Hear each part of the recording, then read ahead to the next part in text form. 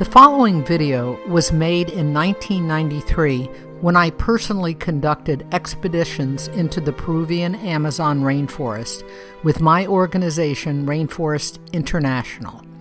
It operated in concert with local conservation groups.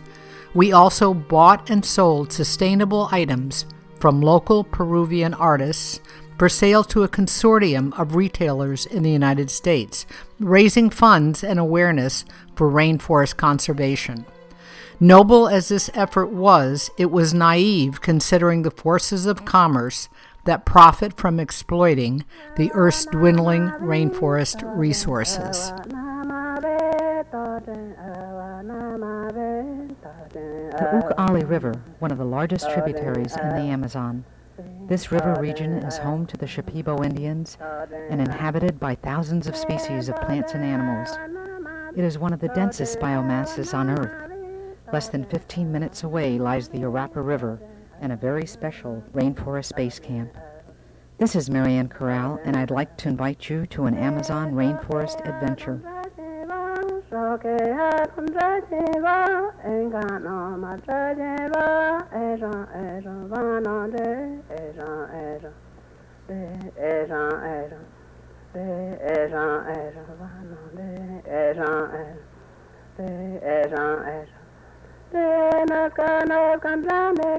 We begin our adventure at the port of Iquitos, an island city on the Amazon River. 500 miles from the Pacific coast and accessible only by air or boat, Iquitos and the surrounding vast tropical rainforest remains disconnected from the rest of the world.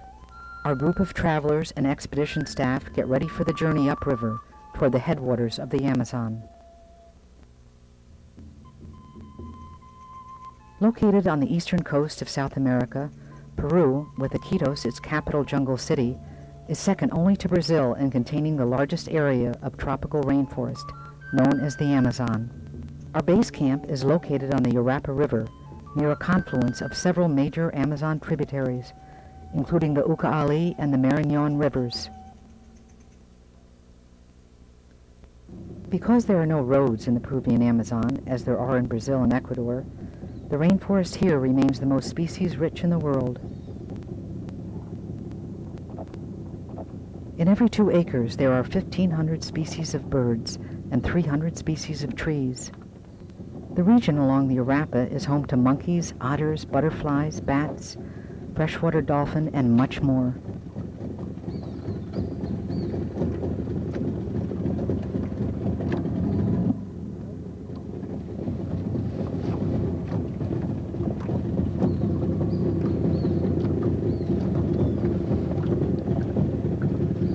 Okay, Bonnie, go ahead.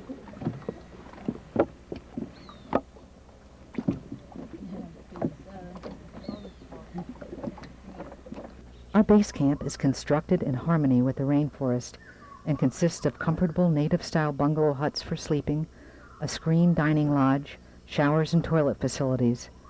The camp's permanent staff provides all amenities. The morning after arrival at the Urapa base camp, our group departs for a 5-mile trip to Chontilla Lake, an area inhabited by the strange and prehistoric Watsons.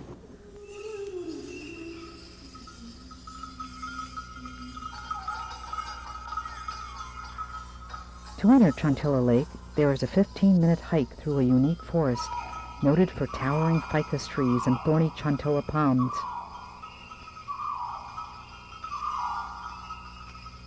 During the wet season, from November until March, this area of rainforest is flooded.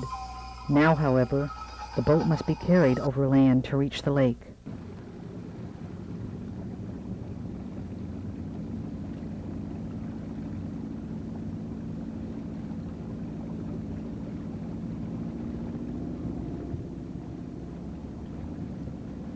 Our expedition leader is Dr. Paul Beaver, an American naturalist and anthropologist who has been conducting Amazon expeditions for over 10 years. After receiving his PhD from Chicago University in 1976, he researched and published more than 50 scientific articles on wildlife biology, conservation, and the practice of tourism in environmentally sensitive areas. We're going to see an unusual bird today. called a Watson. Watsons may be the most primitive living bird in the world. Ornithologists who have done studies on their blood hemoglobin suggest that the bird is essentially unchanged for the last 100 million years of evolution. And they kind of look and act very primitive too. They look something like an Archaeopteryx that you see out of books. They have a big spiked hairdo, bright colors around the eyes. They seem to have just barely managed the ability to fly. They kind of crash land into trees, fly in a very noisy, awkward way, and make very raspy, barking-like sounds. The little babies are born with claws on their wingtips and are actually able to climb around in the trees. They're the only bird in the world that survives on a diet only of leaf foliage. They have a stomach more like a ruminant, more like a cow than a bird. And so we're really going to have fun seeing these birds today. Only 5 minutes after entering the lake, Watsons are sighted.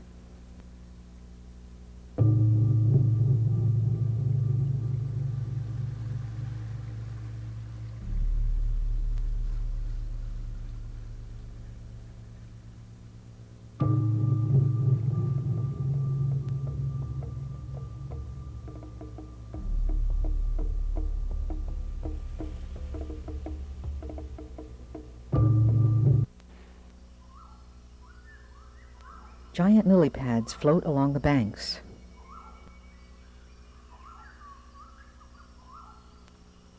A heron first appears motionless against the backdrop of the lake. What kind of marsh this is? Is this have a name, or is it just thick grass or vegetation that's grown in? These are, let's see, we get some water. On the return trip, a section of the river is nearly impassable. I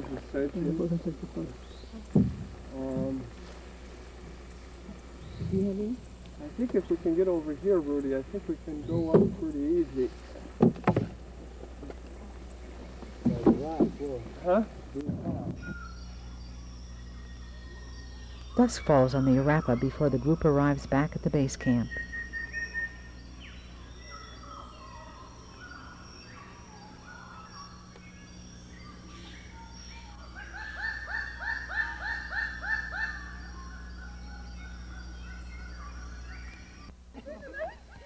In the early evening, a game of soccer challenges the men against the women. Everyone is invited to participate. May 2, one of the travel group, takes the game of soccer very seriously.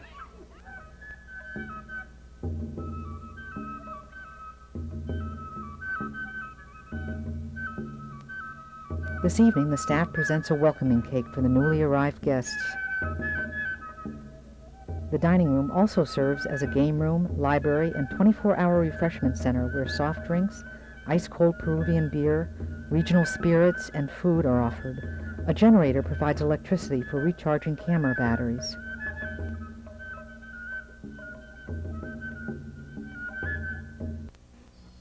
The base camp, nestled in between the river and thick rainforest, provides many opportunities for individual as well as group explorations.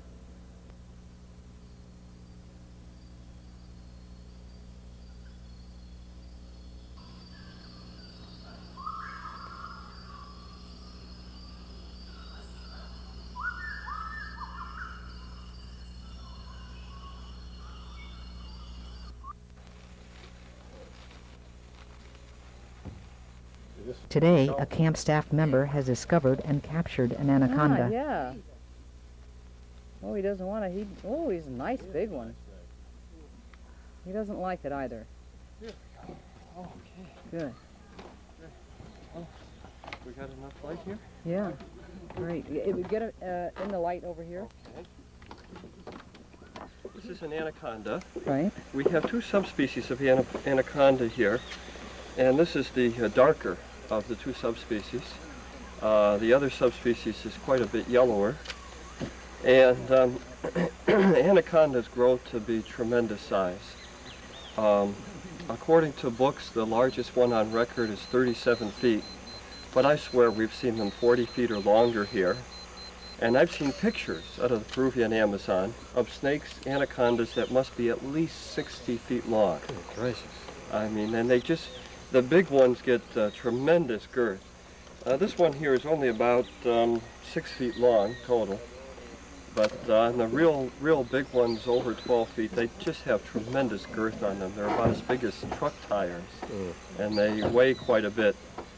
And it's amazing. Every once in a while we catch one, and it will have eaten sometime before and regurgitate its food. And I've seen them upchuck things that you couldn't possibly see how they could swallow them. And they have an extra kind of like a joint in the jaw. And I mean, they can really open wide, and their skin and everything stretches out to really accommodate things that you just can't understand how they could eat something that appears to be so much bigger than they are. And so that every once in a while a report comes out of the Peruvian Amazon where a big 20-footer or something has swallowed a person. And I mean, I believe a 20-footer is fully capable of doing that, based on what I've actually seen about the snakes.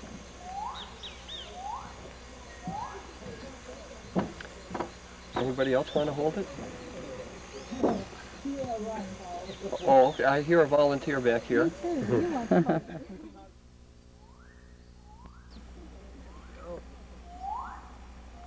Más arribita, po. No.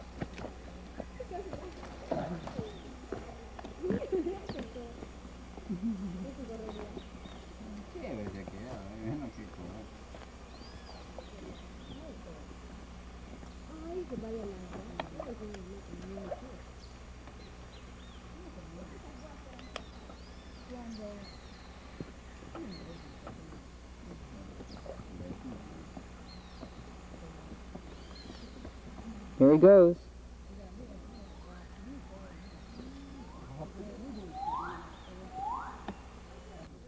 The tropical rainforest was once described as a botanist's madhouse. Now, our group is about to discover the incredible world of tropical plants and animals on a foray into the surrounding rainforest. Rosaria, the lead rainforest guide, has been educating travelers on the lessons of the Amazon rainforest, her native land, for almost 7 years. So it's good for medicine. And you can eat the fruit. Is it sweet? Yes, very sweet. Herbal. The rainforest provides crystal clear, pure drinking water.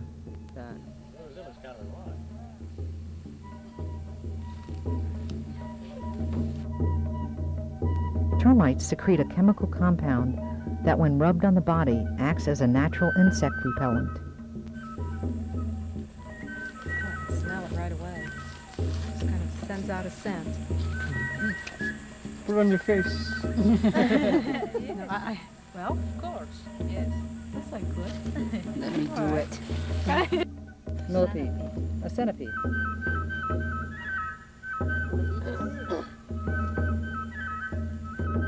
A curious marmoset peers down at us from a safe distance. Amazon green parrots are seen feeding on tree sap. A tarantula seems to pose for the camera and then continues her journey upward.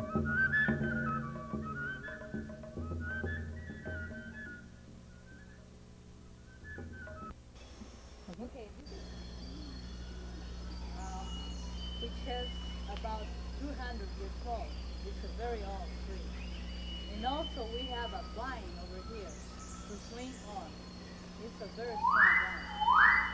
So somebody's going to try to swing on. The rainforest is a place of many diversions, some not so serious.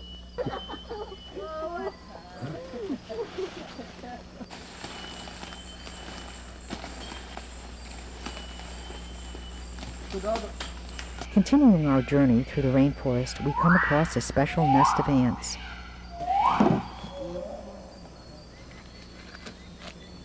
Oh, they make a noise.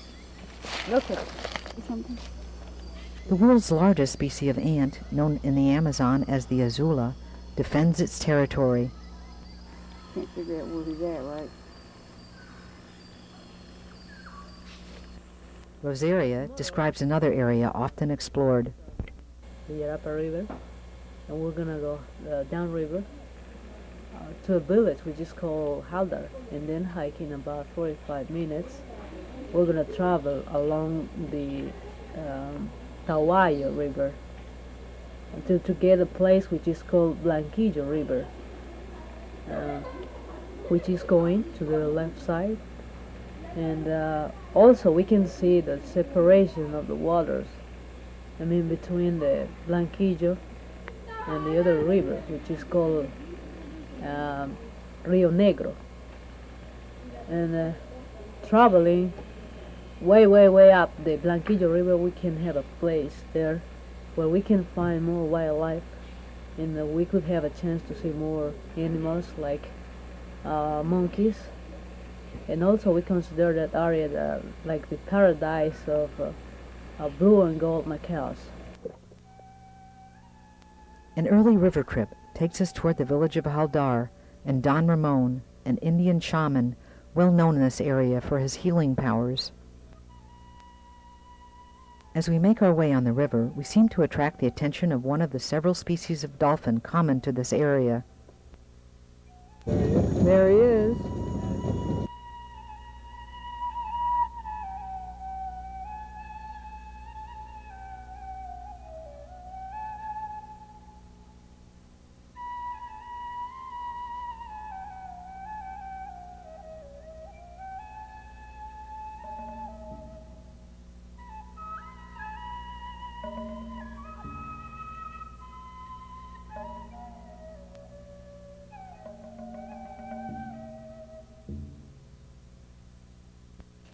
After reaching Haldar, we complete our journey on foot to the house of Don Ramon.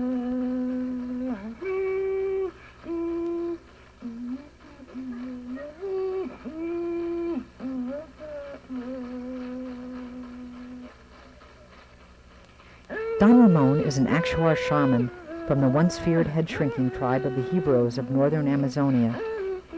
He is one of only several remaining shamans from that group. He and his family traveled to this area several years ago, but he remembers when, in his old homeland, there were no outsiders.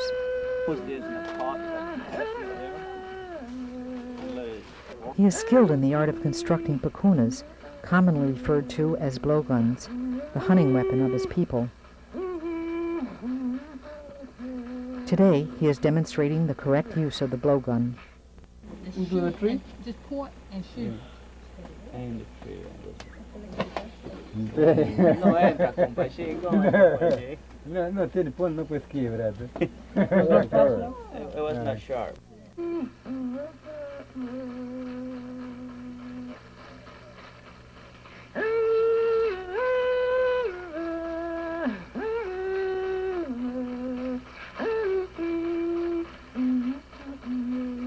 Ramon has a large extended family.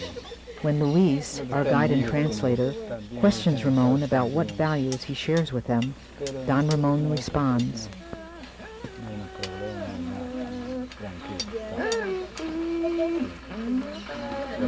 Well, he says that he teaches to the people, to his family here, to be always good, to do always good, not to get into problems or something like that, to be always friendly with everybody.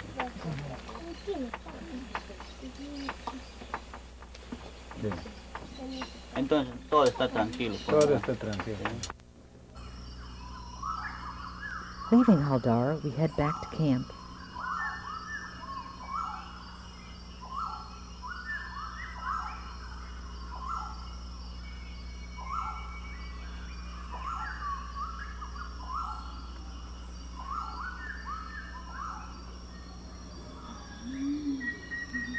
Butterflies, thousands of which inhabit this one area, are seen on the riverbank. The camp's larger boat will take our group to an extraordinary island beach where 3 rivers meet, and where 2 species of freshwater dolphins swim within feet of human bathers.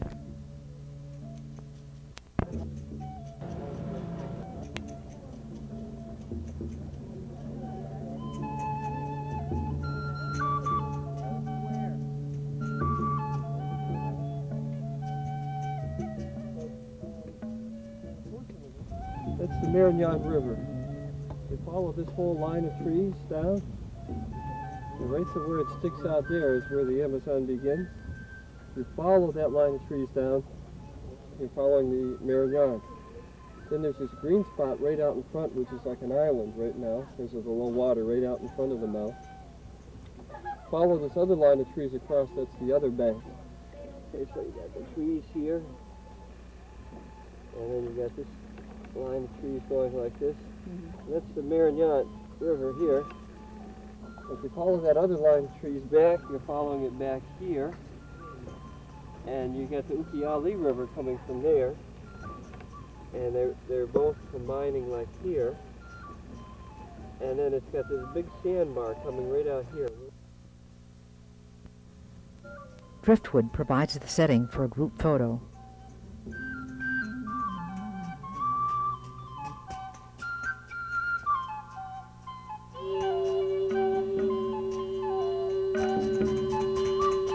Time to return again to the base camp.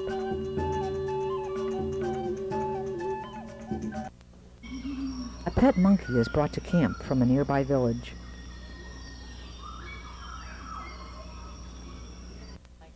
Ojos is not used down here. It's beef. Carrie Lynn Whalen, an American woman living in the area, drops in for a visit. Carrie Lynn first came to the Amazon on a 2-week group expedition over a year ago. Fascinated by the tropical rainforest and compelled by the serenity of its people, she returned for an extended stay. Now, on her 4th trip, Carrie Lynn, a pharmacist and attorney, plans to provide basic medical care for several nearby villages while she studies the special properties of certain tropical plants in the Amazon. In the kitchen of the house of her adopted family, she introduces all of its members. Make sure you get the chicken that's hatching the eggs over here in the corner, too. She's got 4 eggs she's been working on for a week over here.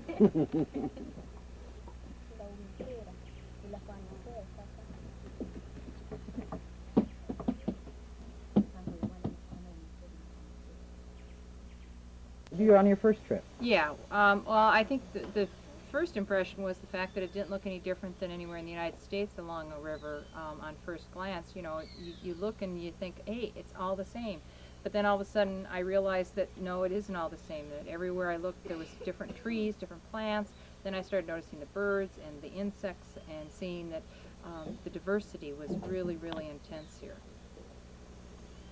And the other thing that I would point out that I noticed on my first trip here was the fact that this was really a true expedition. It wasn't a gimmick. I was kind of concerned because a friend was the one that talked me into it, and I didn't see any of the travel brochures before I came. So I was expecting the worst. She was expecting like the Taj Mahal resort, and I was the one that won. But because it was very basic, and that's what I wanted. But at the same time, it was very comfortable.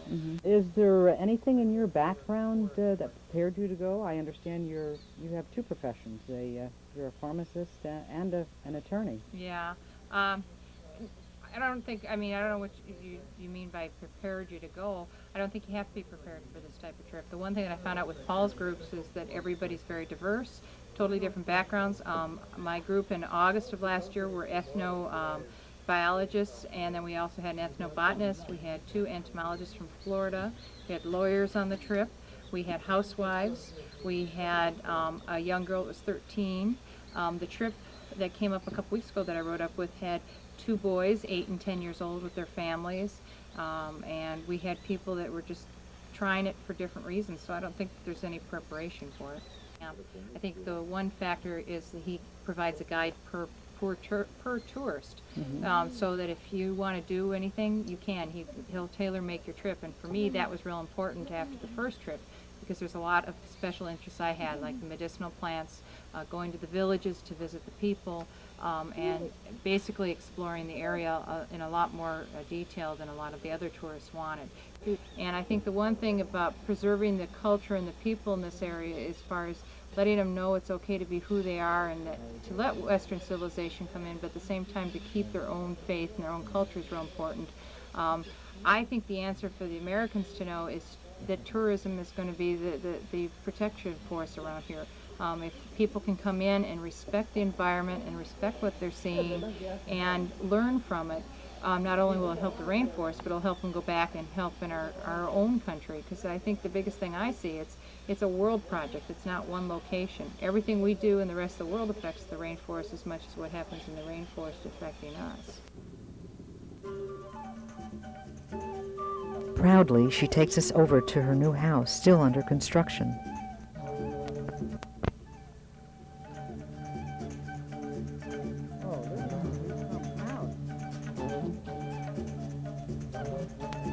Week, Paul speaks with the group about the variety of special side excursions available from the base camp. These trips, designed for from 1 to 6 people, are each accompanied by at least 2 camp guides. The trips can last as long as 5 days and focus on one or more of the many subjects in the rainforest. One of the most popular journeys is a 3-day raft trip, where a raft is actually constructed by the excursion team out of light, sustainable balsa wood. Your best chance to see a variety of species of monkeys. You usually see about 4 or 5 different species in there, including the red macaque. And then come a day down this wild, uninhabited river. And that's also been a camping trip that a lot of people have enjoyed. Do you have any questions about these camping trips? In this great region known as the Amazon, there are still areas left unknown. In places, the land behind the riverbanks is unexplored, and lost cities, lost tribes, and strange animals may still be discovered.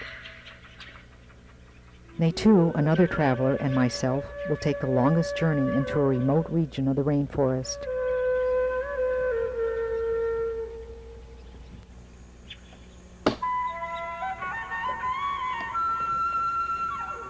Getting to this remote region, also a national reserve for primates, can be treacherous, especially at this time of year when the river waters are low.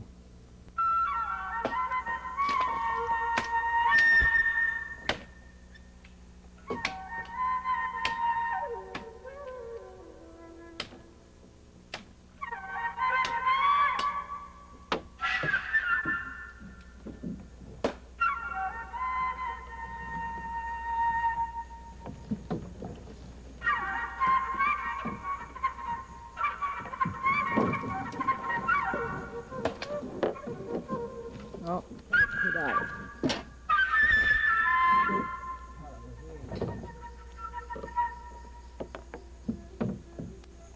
Going up that river was like traveling back to the earliest beginnings of the world, when vegetation rioted on the earth and big trees were kings, wrote Joseph Conrad in his classic novel Heart of Darkness. Our first campsite is set amidst unbelievably dense rainforest, with the sounds of wildlife all around us.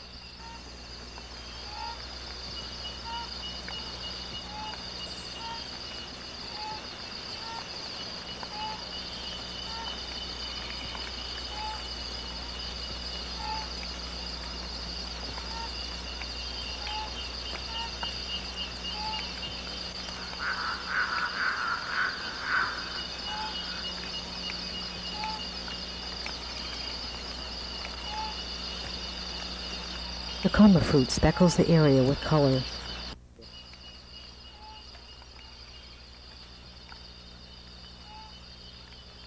Even under a blazing equatorial sun, this area of uncut virgin rainforest provides a blanket of protection.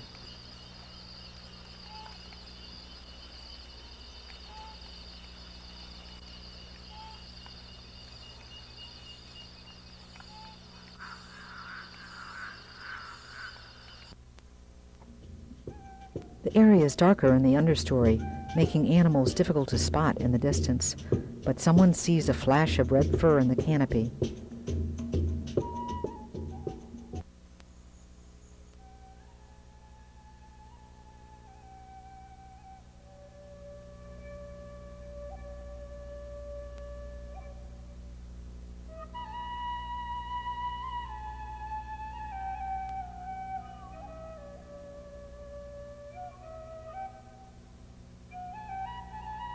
The forest has not let us down.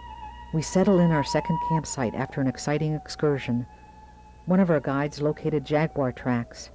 We also observed from a safe perch on dry land enormous electric eels in a vibrantly red stream. We followed a troop of red wakaris, the Amazon's rarest and most spectacular monkey, until they disappeared into the tallest trees. Several species of palm fruit and chanta, the delicate heart of palm, was collected by our guides to accompany the evening meal.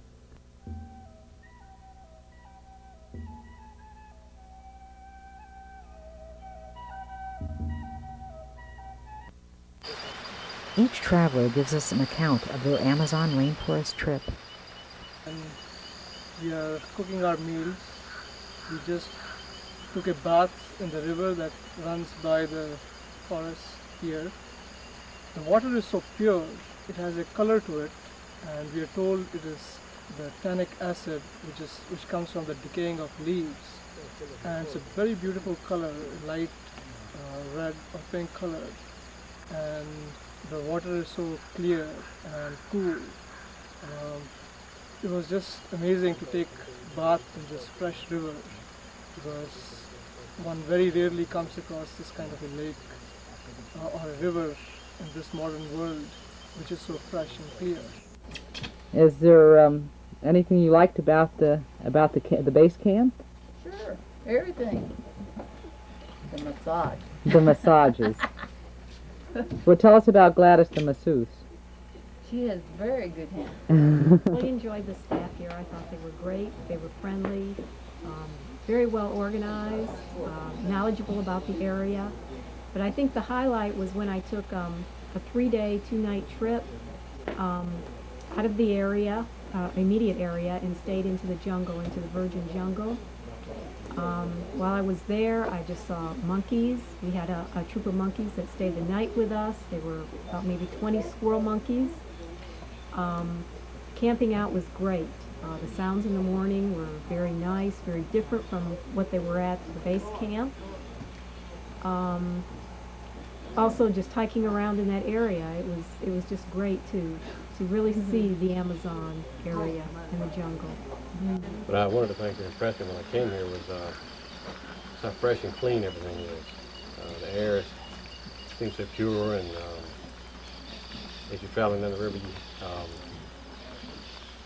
come upon just these fragrant odors from different plants and so forth, and it's just not what I expected. I expected something sort of dank and humid and sort of oppressive, but it's not that way at all. And you just sense, of course, a tremendous amount of life here. A number of living things, plants and animals, and it really fills you with a sense of wonder about the whole area.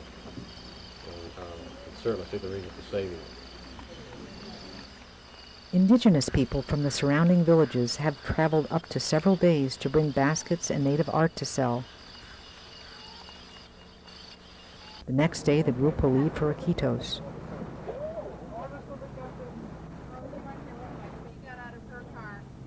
There is solemnness as we depart the camp on the Urapa River and head back. All of us have made friends in the rainforest and experienced a world different, at once intense and wild, yet completely natural and tranquil. For those of us who must leave, it is difficult, but the experience will not be forgotten.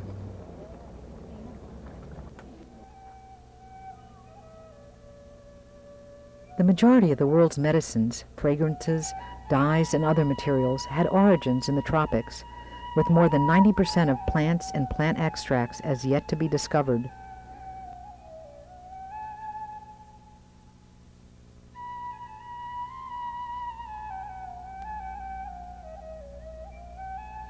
Balim, the marketplace in Iquitos, is a wealth of jungle products, medicinal plants and herbs, magical tree bark soaked in fermented sugar cane, natural perfumes and incense, some believed to have true curative powers and used in this area for centuries by indigenous people.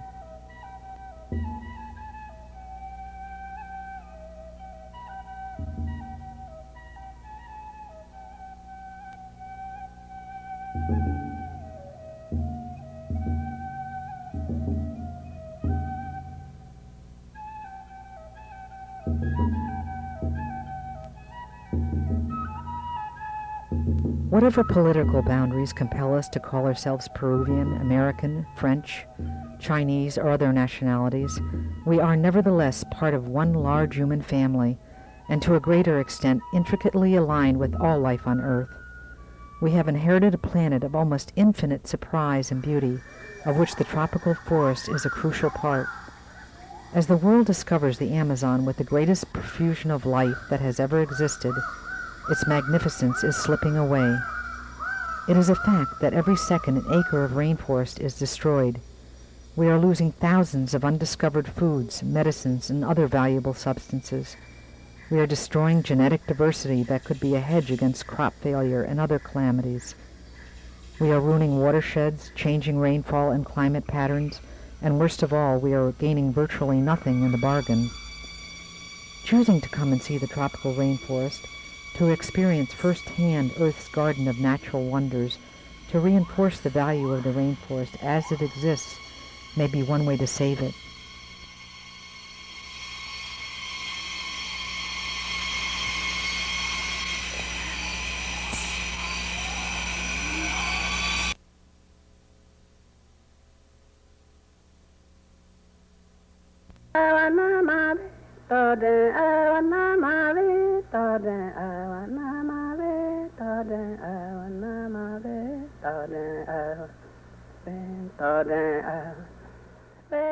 In the time it took to watch this video, an area of the rainforest larger than 200 football fields will have been destroyed.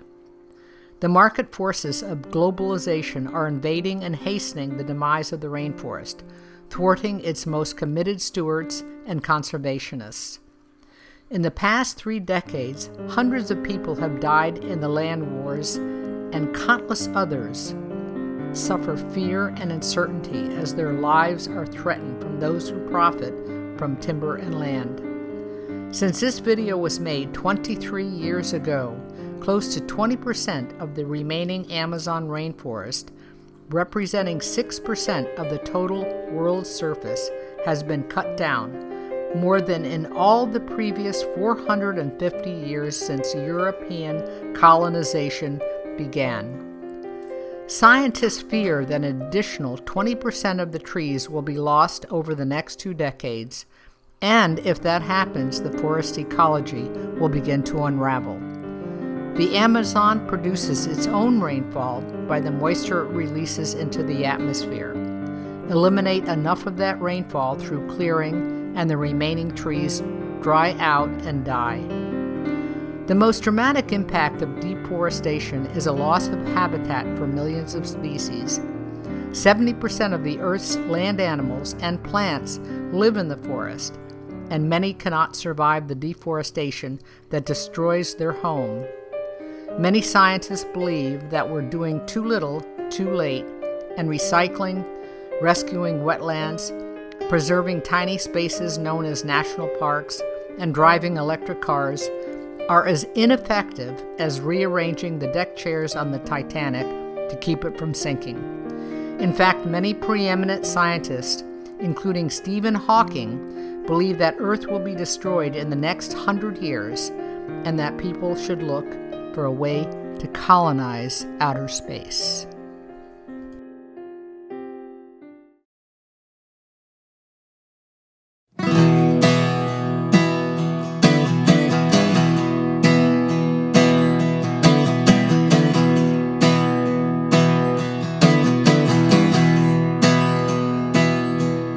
There's a place in a piney hollow that no one but me can find. Some Choctaw belted in the hillside